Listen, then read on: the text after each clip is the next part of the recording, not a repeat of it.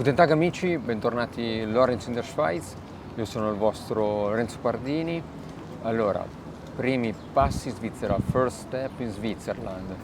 Come ci si muove? Cioè, come devo fare? Cioè, prima devo trovare la casa, poi il lavoro, oppure devo fare l'assicurazione sanitaria. Adesso ve lo spiego bene io in base alla mia esperienza, perché ormai da più di 2 anni e mezzo che vivo, vabbè, come vedete qua, adesso sono lungo lago di Zurigo, comunque vivo a Zurigo.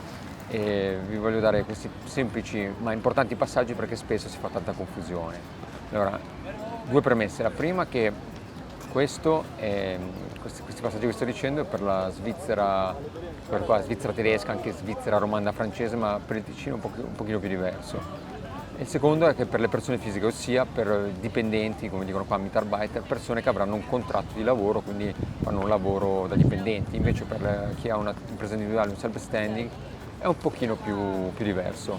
Innanzitutto, primo punto, allora bisogna dimostrare che ci si può mantenere. E com'è che un dipendente, una persona fisica si mantiene? Com'è che ha un reddito attraverso un contratto di lavoro? Quindi dovremo dimostrare di avere questo contratto di lavoro. Allora, se siete in Italia e non volete cercare lavoro, ci sono vari siti come LinkedIn, jobs.ch e così via, o se no si può cercare anche qua, sfruttando i famosi 3 mesi da turista quando si viene qua. Comunque su come fare il CV Svizzera e la lettera di motivazione ho già fatto un video a riguardo, vedete anche qua in sovrappressione, potete benissimo guardarlo e farvi un'idea. Secondo punto è la casa, e qua ci sono 3 situazioni. Allora, la prima è che l'azienda, voi siete in Italia, l'azienda che vi assume vi dà anche questo aiuto dandovi la casa e l'appartamento, quindi non avete problemi. Secondo, un po' una via di mezzo, c'è l'azienda che vi assume, vi dà un incentivo, cioè nel vostro stipendio vi dà una cifra per la casa, l'appartamento, per darvi una mano, però dovete cercarlo voi. Terzo, ultimo punto, dovete fare tutto voi. E qua arriva un po' il difficile.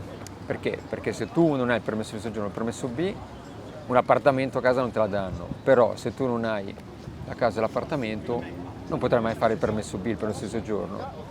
E quindi come si risolve? E la soluzione sono residence, case temporanee o stanze in affitto se i vostri coinquilini vi confermano, perché finché non avete il permesso B, il permesso di soggiorno, nessun proprietario immobiliare, nessuno vi darà una casa, perché qui dal punto di vista legale non siete ancora, anche se avete un documento italiano, dell'Unione Europea, qualsiasi documento, non avete un documento svizzero, non siete ancora legalizzati. E quindi è purtroppo così. Terzo punto, ci vuole l'assicurazione della responsabilità civile e dell'economia domestica. Queste copre i danni che potete fare alla casa appartamento, costa solo tra i 100 e i 200 franchi all'anno, però fidatevi anche se non è obbligatoria, perché non tutti la chiedono, però è molto consigliata, fatela, perché è meglio spendere 100-200 franchi, può essere tranquilli che sarete coperti, cioè ci sono delle franchigie, cioè magari rovinate, non so, la lavastoviglie, i fornelli, magari voi dovete pagare 100, 200, 300, 500 franchi di franchigia e dopo interviene l'assicurazione, quindi un po' come la macchina, è sempre meglio farla, avete un pensiero in meno, siete più tranquilli. Quarto punto, dovete andare entro 14 giorni al comune, che Main, o nel caso di Zurigo, che è una città grossa nel distretto Kreis, come si dice qui, a dichiararvi. Per capire su Zurigo dove andare, guardate il vostro codice postale, lo scrivete e lì vi dirà il vostro Kreis, distretto di riferimento. E qui andate a dichiararvi e vi prenderanno appuntamento al Migration Samt, cioè all'ufficio immigrazione, per farvi il permesso di soggiorno, il famoso permesso B. Qui pagherete una tassa che verrà dagli 80 franchi in su, dipende dal cantone, dalla città, da questi, proprio meno le cifre sono queste, e vi daranno il permesso per l'immigration Samt, però intanto, in attesa di andare all'immigration Samt a fare la foto, le impronte per prendere il permesso, vi lasciano una certificazione che attesta che avete chiesto permesso con questa certificazione, quindi potrete iniziare a cercare la casa, fare il conto svizzero, fare il numero svizzero e altre cose. Quinto punto, cassa malati e assicurazione sanitaria. Questa dovete farla entro 3 mesi dal vostro arrivo in Svizzera. Inizierete a pagare da quando vi siete dichiarati, quindi ossia, cioè, se voi dite comune, all'assicurazione sanitaria, vi dite guardate cioè, tu vai in comune a metà mese, non so, andiamo per esempio il 15 ottobre, siamo andati in comune a dichiararci, però siamo in Svizzera dal 1 di ottobre, la cassa malati si paga dal 1 di ottobre, è retroattiva, quindi attenti a questo fattore, soprattutto fatela, perché se non la fate il comune ve la assegna di diritto, quindi fatela voi, perché magari me la assegna una più cara. Su Comparis, dove ho già fatto un video, vedete qua, potete fare i vari preventivi e farvi un'idea. Sesto punto, il numero di telefono. Allora, se avrete un numero di telefono svizzero, sarà molto più facile per la vita di tutti i giorni, sia per il lavoro, ma anche per, non so, per la casa, per gli appuntamenti, quindi il numero svizzero serve. Settimo punto, lo Swiss Pass. Questo vi dà tanti sconti sui mezzi, ma non solo su l'autobus, il tram, ma anche su, come vedete qua dietro di me c'è il lago, anche sui traghetti e tante altre cose. Ho già fatto un video su questo, andatevelo a rivedere perché è molto utile. Ottavo punto, il conto corrente svizzero.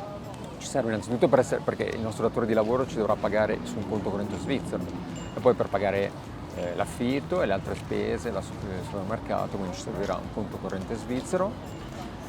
E per questo, ad esempio, in Post Finance basta l'attestazione che ci ha rilasciato il Gemeinde, invece per altre banche vogliono il permesso fisico, quello che rilascia il Migration Summit. Dipende un po' dalle banche, però con Post Finance basta l'attestazione.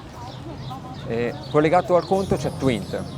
Questa è un'app che vi consente di fare tutti i tipi di pagamenti, cioè potete pagare le bollette, l'affitto, ma anche l'elettricità, il supermercato pagare le cose, mandare i soldi a amici, parenti, conoscenti. Fino a 4-5 mila franchi non ci sono commissioni, dopo iniziano le commissioni. Ultimo punto, ma non meno importante, l'iscrizione AIRE. Ne ho già parlato in un vecchio video. Perché l'iscrizione AIRE è importante? Perché per l'Italia, se voi non la fate, anche se non vivete più fisicamente, siete considerati ancora fiscalmente residenti in Italia, nel paese, quindi dovete pagare le tasse, fare la dichiarazione dei redditi e così via.